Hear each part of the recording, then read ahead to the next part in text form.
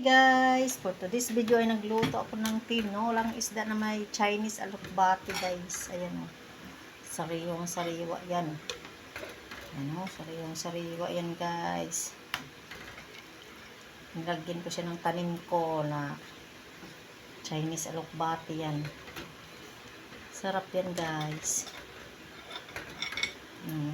Dinamihan ko na kasi masarap pag marami eh. Maraming gulay. Wala akong malunggay, kaya lokbati na lang nilagay ko dyan. Masarap naman, masustansya yan. Masustansya yan din guys. Sarap talaga, sobra. Yan, kumukulo na siya guys.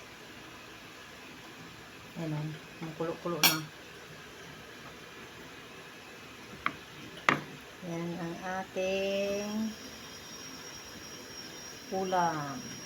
Ulam ngayon sa tanghalian yan.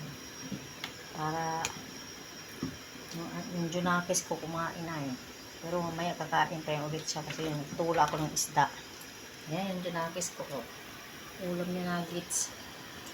Yan yung bata guys. Hi. Tapos lang yung maligo.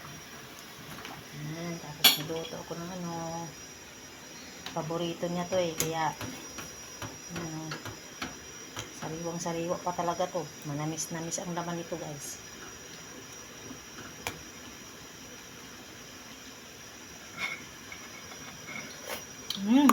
Tama lang yung sarap niya. Lasang lasa. Masarap talaga tong alokbati na to eh. Pag ito yung ilagay sa tinula guys, sobrang sarap niya. Yan. Thank you for watching. Follow for more sa ating mga video para updated kayo guys. Thank you.